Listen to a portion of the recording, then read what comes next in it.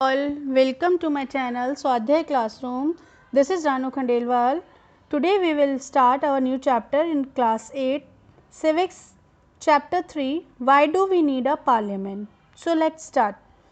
Why do we need a parliament? Parliament मतलब हमारी एक गवर्नमेंट की जो ब्रांच है जिसे हम पार्लियामेंट कहते हैं, संसद जिसे कहा जाता है, तो उसकी ज़रूरत हमें क्यों है?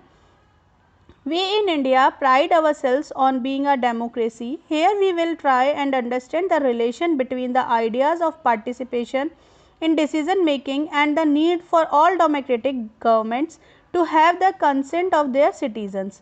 हम एक इंडिया जिस कंट्री में रहते हैं, इंडिया हमारे लिए एक प्राइड है क्योंकि यहाँ पे बहुत बड़ा डेमोक्रेटिक कंट्री है, इसमें कि डेमोक्रेसी रहती है. Here we will try and understand the relation between the ideas of participation. यहाँ पे हम क्या करते हैं, आपस में एक दूसरे का रिलेशन होता है, आइडिया ऑफ पार्टिसिपेशन और इन decision making and need for all democratic government.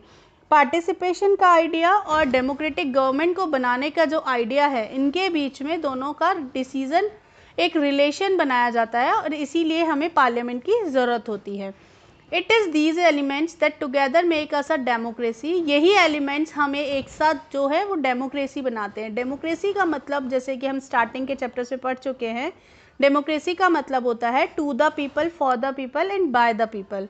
मतलब डेमोक्रेसी एक तरह से जनतंत्र, जनता का शासन जैसे हम कहते हैं, प्रजातंत्र, ये टू द पीपल, पीपल के लिए है, पीपल के द्वारा बनाई जाती है और पीपल के लिए ही काम करती है. This is best expressed in the institution of the parliament. और डेमोक्रेटिक गवर्नमेंट में किसी भी गवर्नमेंट को चलाने का जो बेस्ट इंस्टीट्यूशन है वो कौन सा है? Parliament. In this chapter we will try to see how the parliament enable citizen of India to participate in decision making. इस चैप्टर में हम ये देखेंगे कि पार्लियामेंट जो इंडिया के सिटीजन्स हैं उनको डिसीजन मेकिंग में किस तरह से पार्टिसिपेट करवाती है एंड कंट्रोल द गवर्नमेंट, दस making it the most important symbol of democracy, Indian democracy. और गवर्नमेंट को कंट्रोल करती है ताकि वो इम्पॉर्टेंट सिंबल डेमोक्रेसी को बना के रख सके. डेमोक्रेसी में जो गवर्नमेंट है वो पीपल के रिप्रेजेंटेटिव्स के थ्रू बनाई जाती है और उन पे कंट्रोल करने का काम जो करती है वो हमारी पार्लियामेंट करती है. अ की फीचर ऑफ द कॉन्स्टिट्यूशन. और ये हमारे कॉन्स्टिट्यूशन का एक बहुत ही बड़ा पार्ट है, एक की फीचर है, मतलब इसकी एक कैरेक्टरिस्टिक हम मान सकते हैं. नेक्स्ट हम इसमें आगे पढ़ते हैं. Why should people decide. People क्यों डिसाइड करते हैं? India as we know became independent on 15 August 1947. India जैसा कि हम जानते हैं कि एक इंडिपेंडेंट कंट्री है और इंडिपेंडेंट कब हुआ था? ये 15 अगस्त 1947 को. Preceding this was a long and difficult struggle in which many sections of society participated. और इसी इंडिपेंडेंस को पाने के लिए, प्रिसीड करने के लिए हमारे बहुत ही लंबा और बहुत ही डिफ़िकल्ट स्ट्रगल चला था जिसमें सोसाइटी के सभी पार्ट्स ने, सभी सेक्शंस ने पार्टिसिपेट किया था. People from various backgrounds joined the struggle and they were inspired by the ideas of freedom, equality and participation in decision making. अलग अलग बैकग्राउंड्स के, अलग अलग जगह के लोगों ने इस स्ट्रगल में पार्टिसिपेट किया और इंस्पायर किया, हमें आइडिया दिए फ्रीडम के लिए, किस तरह से इक्वलिटी रख सकते हैं, पार्टिसिपेशन डिसीजन मेकिंग में हम कर सकते हैं. तो अलग अलग जगह के लोग आके यहाँ पे पार्टिसिपेट कर रहे थे, किस में? हमारे फ्रीडम स्ट्रगल में. Under colonial rule the people had lived in fear of British government. Colonial rule में जो पीपल है वो ब्रिटिश गवर्नमेंट के रूल से डरे हुए थे. ब्रिटिश गवर्नमेंट ने हमारे ऊपर रूल किया हुआ था and did not agree with many of the decision they took. और हमारे जो कॉलोनियल रूल, मतलब हमारे जो राजा महाराजा हैं, वो ब्रिटिश गवर्नमेंट के रूल से एग्री भी नहीं थे, वो उनके डिसीजन से भी एग्री नहीं थे. But they face grave danger and they tried to criticise this decision. और अगर वो ब्रिटिशर्स के डिसीजंस को क्रिटिसाइज करते तो उन्हें बहुत सारा या बहुत बड़ा डेंजर देखने को मिलता था, फेस करना पड़ता था.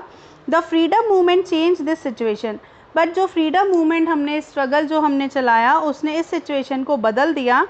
The nationalist began to openly criticise the British government and make demands. जो नेशनलिस्ट थे हमारे, जो मतलब हमारे रिवॉल्यूशनरी जिसे हम कह सकते हैं, उन लोगों ने ओपनली उसे क्रिटिसाइज़ करने लगा, उनकी आलोचना करने लगे, किसकी? ब्रिटिश गवर्नमेंट की. एंड मेक डिमांड्स, और अपनी डिमांड्स रखने लगे. As far back as 1885, the Indian National Congress demanded that there be elected members in the legislature with a right to discuss the budget and ask questions. हमारी जो freedom struggle था उसमें हमने अपना एक काउंसिल बनाया था जिसको हमने 1885 में इंडियन नेशनल कांग्रेस रखा गया, और उस इंडियन नेशनल कांग्रेस ने ये डिमांड किया कि जो लेजिस्लेचर है, जो कानून बनाता है, उसमें इलेक्टेड मेंबर्स इंडिया के भी होने चाहिए ताकि वो बजट पे डिस्कशंस कर सके और कोई भी क्वेश्चंस उनसे पूछा जा सके। The government of India act 1909 allow for some elected representation. जब गवर्नमेंट ऑफ इंडिया ने एक एक्ट पास किया 1909 में और इस तरह के कुछ रिप्रेजेंटेशंस को अलाउ किया। While these early legislatures under the British government were in response to the growing demands of the nationalists, they did not allow for all adults to vote, nor could people participate in decision making. यहाँ पे British government का response था कि वो इनकी जो बढ़ती हुई डिमांड्स है उसे कंट्रोल कर सके, और उन्होंने अडल्ट्स को पार्टिसिपेट करने का या वोट करने का राइट नहीं दिया था, और डिसीजन मेकिंग का भी राइट वो नहीं दे रहे थे। तो ये ब्रिटिशर्स अपनी अलग ही एक पॉलिसी को चला रहे थे, और इंडियंस चाहते थे कि हम लोग यहाँ के लेजिस्लेचर में पार्टिसिपेट कर सके ताकि हम अपने बजट्स को और अपने जो भी प्रॉब्लम है उन्हें सॉल्व कर सके। As you read in chapter 1, the experience of colonial rule as well as the participation of different people in the struggle for freedom left little doubt in the minds of the nationalists that all person in India, independent India would be able to participate in making decisions. जैसा कि आप first chapter में पढ़ चुके हैं कि colonial rule में क्या था, लोग पार्टिसिपेट कर रहे थे फ्रीडम स्ट्रगल में, लेकिन उनके माइंड में एक छोटा सा डाउट रहता था कि अभी जब हम फ्रीडम नहीं है, इंडिपेंडेंट इंडिया नहीं है, तो हम पार्टिसिपेट कर रहे हैं, लेकिन आफ्टर इंडिपेंडेंट इंडिया क्या हम लोग पार्टिसिपेट कर सकेंगे मेकिंग डिसीजंस में, डिसीजंस को बनाने में। With the coming of independence we were going to be citizens of a free India, क्योंकि जैसे जैसे आगे टाइम बढ़ रहा था हम एक इंडिपेंडेंट कंट्री के फ्री सिटीजन्स, एक फ्री कंट्री के सिटीजन्स होने वाले थे।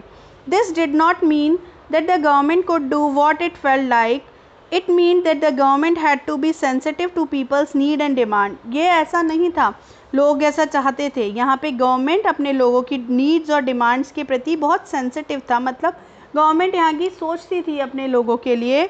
The dreams and aspirations of the freedom struggle were made concentrate in the Constitution of Independent India that laid down the principle of universal adult franchise, that all adult citizens of the country have the right to vote. यहाँ पे जितना भी dream था, जितनी भी इच्छाएं थी freedom struggle की, उसको कॉन्सेंट्रेट किया गया कॉन्स्टिट्यूशन में, और एक प्रिंसिपल, एक सिद्धांत हमने बना दिया जिसे हमने कहा गया universal adult franchise.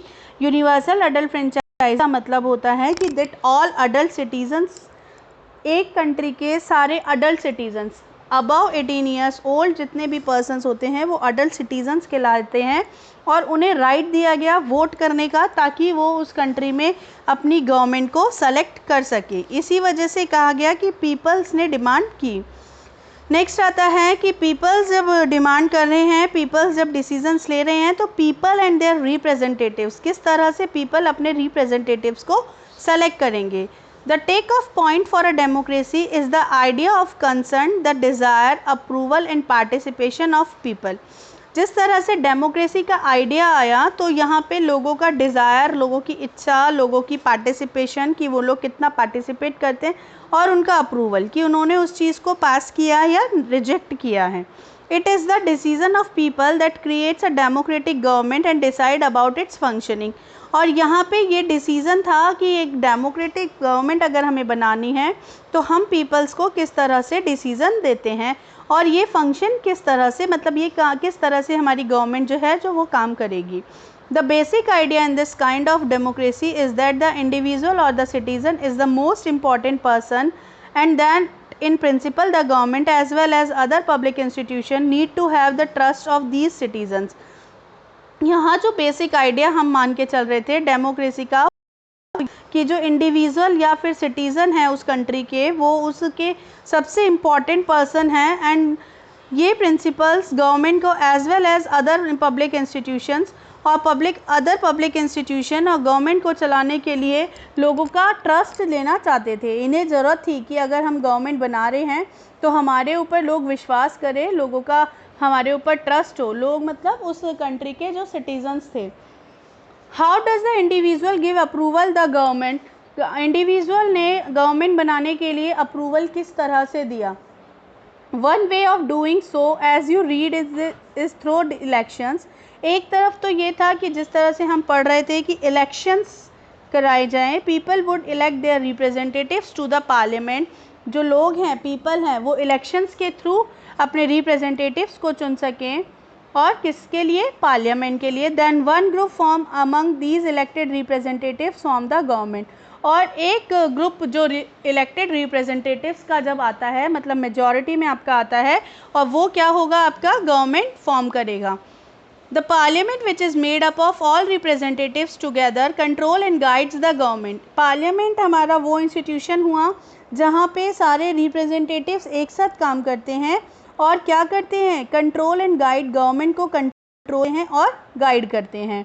In this sense, people throw their chosen representatives from the government and also control it. इसका मतलब कि जो लोगों ने अपने रिप्रेजेंटेटिव्स चुने हैं वो गवर्नमेंट को बनाते हैं और उसके साथ साथ उस पर कंट्रोल भी कर रहे हैं। जैसा कि आप इस पिक्चर में भी देख सकते हैं कि यहाँ पे इलेक्शंस हमारे लिए इतने इम्पॉर्टेंट पार्ट हो चुका था हमारी कंट्री का कि जो इलेक्शन कमेटी का स्टाफ है वो पोलिंग मटेरियल लेकर, पोलिंग बूथ, ईवीएम मशीन्स लेकर बहुत ही डिफ़िकल्ट तराइन एरियाज़ में एक एलिफेंट पे बैठ के जा रहा है। तो मतलब ये हमारे लिए, हमारी कंट्री, हमारे कॉन्स्टिट्यूशन का बहुत ही एक इम्पॉर्टेंट पार्ट है कि लोग हर तरह से, किस तरह से भी, कितनी परेशानियों को झेल कर हमारे लिए इलेक्शंस कंडक्ट कराते हैं ताकि हम अपने लिए अच्छा से अच्छा रिप्रेजेंटेटिव चुन सकें और वो हमारी कंट्री में गवर्नमेंट चला सके। The above idea of representation has been an important theme in your class 6th and 7th. ये जो आइडिया है रिप्रेजेंटेशन का कि किस तरह से गवर्नमेंट ने रिप्रेजेंटेशन किया है वो आपके 6th and 7th क्लास की बुक्स में आपने पढ़ा होगा। You are familiar with how representatives are chosen at different level of government, और ये सब आप पढ़ चुके हैं कि डिफरेंट लेवल ऑफ गवर्नमेंट पे किस तरह से लोग चुने जाते हैं। Let us recall these ideas by doing the following exercise. आप ये फॉलोइंग एक्सरसाइज को पढ़ के अपने आइडिया को वापस रिकॉल कर सकते हैं कि किस तरह से गवर्नमेंट चुनी जाती है। ये आपका एक होमवर्क रहेगा जिसको आपको करना है। आपको इस एक्सरसाइज को कंप्लीट करना है कि इसमें किस तरह से हमने गवर्नमेंट चुनी, जो पास्ट क्लासेस में आप पढ़ चुके हैं। नेक्स्ट मूव करते हैं the role of the parliament. But आज के लिए आपका इतना ही, क्योंकि ये अगर हम साथ में लेंगे तो बहुत मिक्सचर हो जाएगा। So at the end I hope you all understand.